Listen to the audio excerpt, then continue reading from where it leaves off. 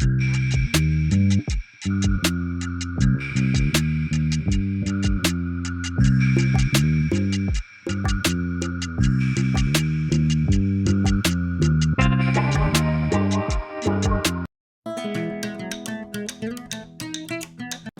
Everyone, good morning. Neha lifestyle daily ব্লগে তোমাদের সকলকে ওয়েলকাম। কেমন আছো তোমরা সবাই? আশা করি সবাই নিশ্চয়ই খুব ভালো আছো, আর আমিও অনেক ভালো আছি। এখন ঘড়িতে বাজে ওই সকাল 6:30টার মতন, আর আজকের দিনটা ছিল রবিবার। আর তোমাদেরকে সাথে নিয়ে আমার আজকের ভিডিওটা এখন থেকে শুরু করলাম। ভিডিওটা শেষ পর্যন্ত দেখো, আশা করি ভালো লাগবে। জানো তো, ঘুম থেকে উঠেই দেখি এত পরিমাণে বৃষ্টি হচ্ছে, আর তার সাথে হালকা হালকা ঝড়ও হচ্ছে। কি বলো তো, বর্ষার দিনগুলোই ঠিক এরকম, কখনো কখনো হঠাৎ হঠাৎ বৃষ্টি চলে আসছে, আবার কখনো বৃষ্টি থেমে গিয়ে রোদও উঠছে। কিন্তু কি আর করাবে, সব রকম পরিস্থিতিকে মানিয়ে নিয়ে আমাদেরকে চলতে হবে।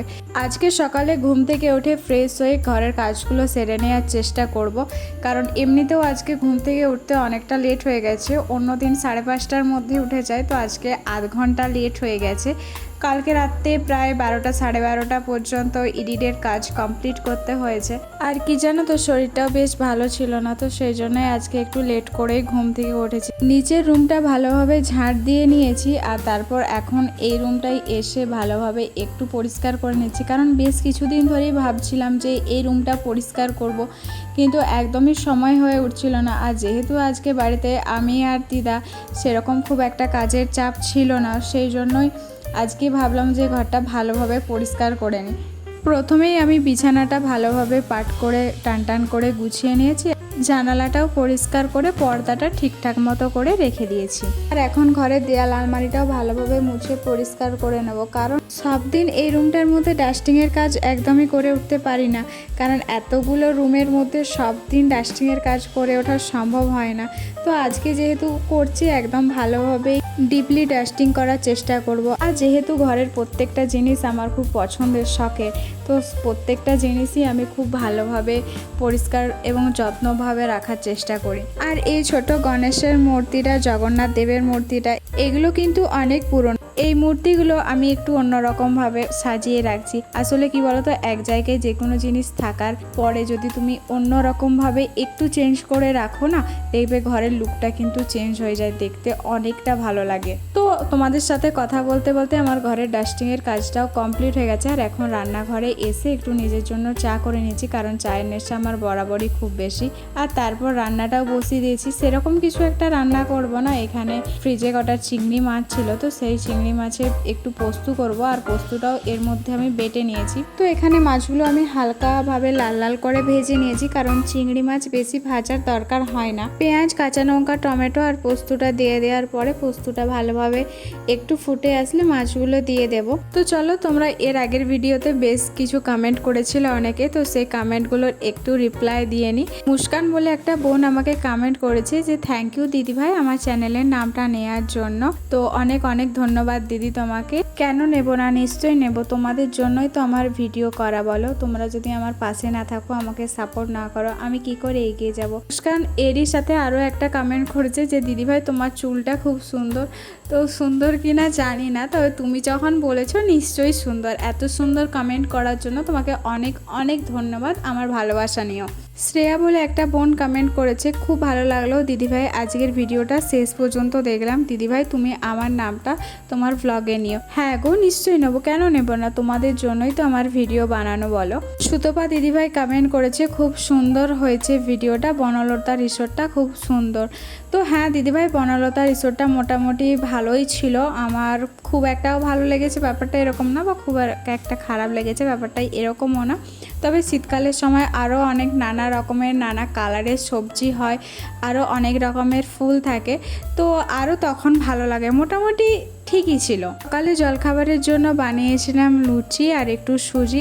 মোটামুটি সকালের কাজ আমার বেশ কিছুটা কমপ্লিট হয়ে গেছিলো। তো স্নান টান করে বেশ কটা জামা কাপড় কাচার ছিল। আর এখন এই বর্ষাকালে তো জামা কাপড় শুকোতেই চাইছে না, কখনো বৃষ্টি আসছে আবার কখনো রোদ হচ্ছে।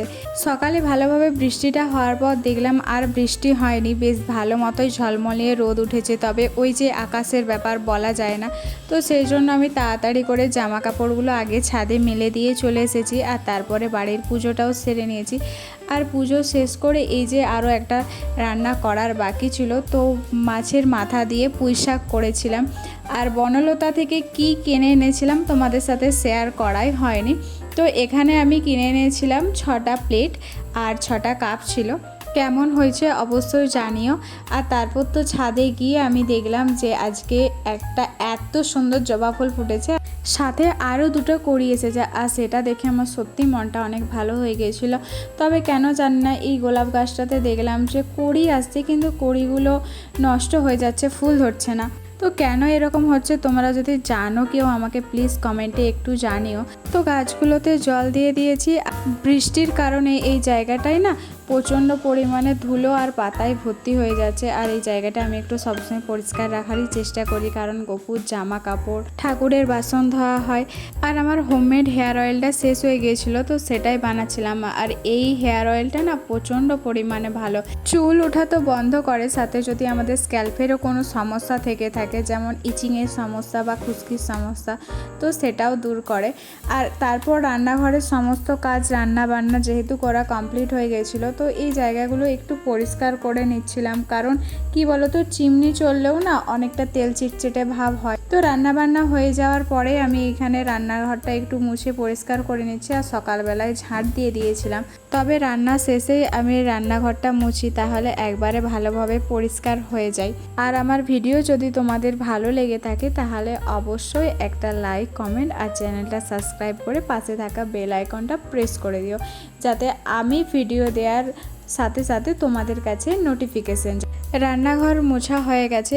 আর উপরের ঘরের কাজ, নিচের ঘরের কাজ তো মোটামুটি আমি সবটাই সেরে নিয়েছিলাম। তো সকালে তখন ঘরটা ঝাড় দিয়ে দিয়েছিলাম আর ডাস্টিংয়ের কাজগুলোও করে নিয়েছিলাম, কিন্তু ঘর মোছা হয়নি, ঘর মোছার কাজটাই বাকি ছিল। আর এখন ঘড়িতে বাজে ওই দুপুর 12:30টার মতন। তো সকাল 6:30 থেকে দুপুর 12:30টার মধ্যে আমি ঘরের কাজগুলো কমপ্লিট করে নিয়েছি। আসলে কি বলতো, যতটা সম্ভব নিজের মতন করে করার চেষ্টা করেছি। তো নিচের ঘরটা মুছে নিচ্ছি আর এরপরে পাশের রুমগুলোও মুছে নেব। আর তোমাদেরকে তো আরও একটা কথা বলা হয়নি যে আমি 2 দিন অন্তর ছাড়াই ভিডিও আপলোড দিচ্ছি। আর ওই সকাল 7:30 থেকে 8টার মধ্যেই কিন্তু আমার চ্যানেলে ভিডিও আপলোড হয়ে যাবে। তো তোমরা প্লিজ আমাকে একটু সাপোর্ট করো, আমার পাশে থেকো আর ভিডিওগুলো অবশ্যই দেখো। তো তাহলে চলো আজকের মতন ভিডিওটা আমি এখানেই শেষ করছি। দেখা হবে পরবর্তী কোনো একটা ভিডিওতে। ততক্ষণের জন্য তোমরা সবাই ভালো থেকো, সুস্থ থেকো আর আমার পাশে থেকো।